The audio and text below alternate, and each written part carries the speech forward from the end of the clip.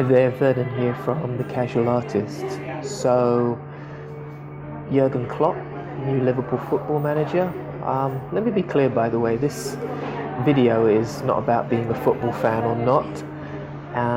This is about leadership. This is about lessons that we can learn from people who are at the top of their game.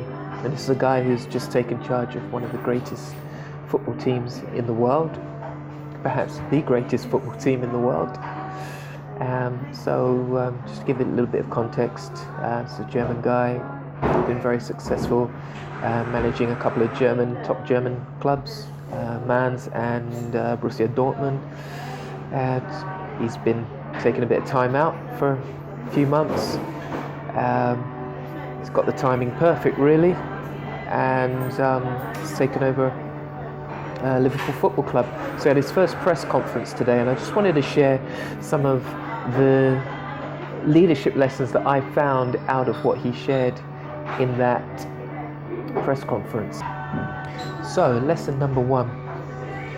He said, what is important is the start. So, he was asked by some journalists about whether they can win the Premier League this season, and just trying to set him up for failure, really. But it's a question about, can he succeed? How soon can he succeed? And his question was, what is important is the start. What is important is right now. And I think if anybody's taking on a endeavor, if anyone wants to climb a mountain, of course we make preparations and we think about what it's going to be like at the summit and things like that. But more importantly is, how do we start? Where do we start? It starts with that one step. It starts with that initial findings with the team. It starts with what is the belief level of you and the players, etc. So, it's an interesting approach. So I think it's a really good answer. What is important is the start. So think about some big goals or things that you want to create in your life. Maybe you're thinking about running a business or something. Yes, we set goals, but think about, where do we start? How can we feel into that process at the beginning? So lesson number 2, Jürgen Klopp said it's important that a player feels different. Okay, I like this a lot. So, they're asking him about transfers and players that he might want to bring in, or just that whole process, really, which has been a big topic for how the previous manager had succeeded or failed. And he's talking about, when he goes in there, he wants to pay attention to how people are feeling. And I like that. It's a kind of going inside. It's an internal process. It's something that I enjoy thinking about and talking about a lot, because in life we're mostly up here, very much in our heads, and there's obviously, in sport or in whatever endeavors, there's the actual practical activities, there's the doing, whatever, but we have to remember that there's also the feeling. How do we feel into that? And he talks about how he might have to move some players from doubt to becoming a believer. So, he's got an attitudinal approach to his leadership, and I like that.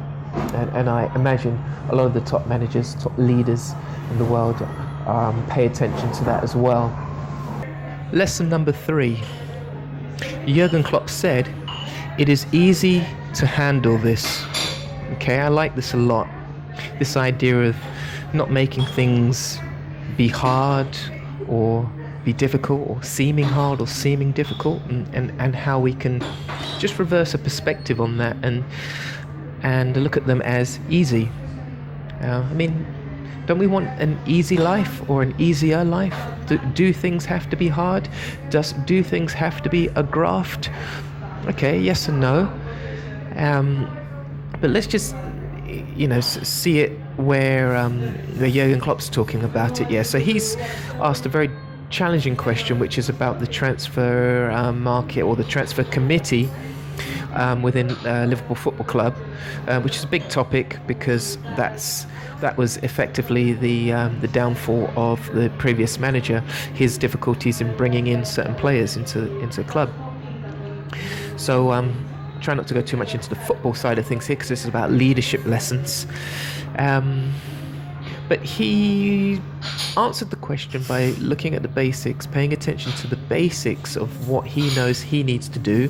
Yes, he said he wants to have the first and last say about who comes into the football club, what players he brings in.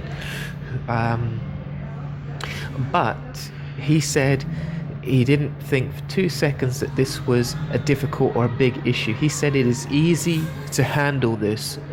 So my question to you is, what potentially challenging, difficult thing in your life could you just flip it around and say, or ask yourself, how could I make this easy? How could I make it easy to handle this situation? And explore that. Maybe explore that with somebody else. Lesson number 4. Jürgen Klopp said, I'm prepared, I'm totally relaxed. Again, brilliant. Because, he was just, I don't remember exactly what the question was, but he spoke about how he's had 4 months off, how at first he didn't have money at some point in his life, so he wasn't able to take that time away. And then he didn't have any time, as you can imagine, being a manager of a huge football club. So, he was able to spend quality time with his family, etc.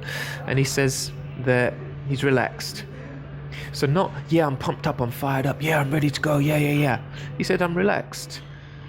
And I believe that leadership, it requires both. It does require that passion and that enthusiasm. And enthusiasm, the actual origins of the word means with God. So, you can have God with you, but you also need to nurture that God within yourself as well. And that means being relaxed. And you see it with a lot of the greatest managers. You don't see them hyped up. It's their ability to manage their emotions and Jurgen Klopp is in a perfect position to be a great success at the club, and also to handle the very difficult British media. And lesson number 5 is, our history is only a base. So he's asked the question about the legacy of the football club and all the great achievements in the past, and how that applies to his approach to looking after the club.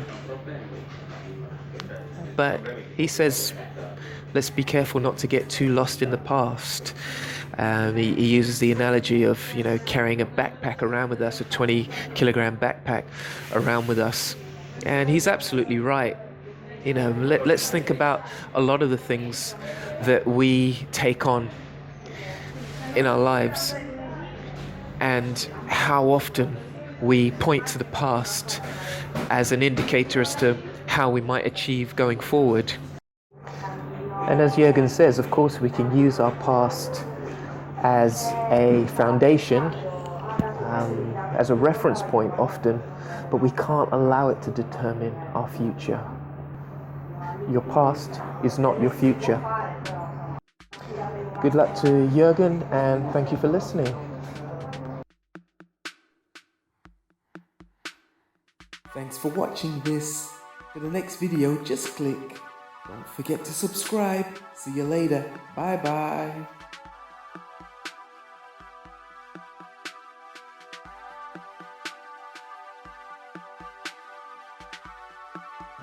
Good luck to Jürgen, and thanks.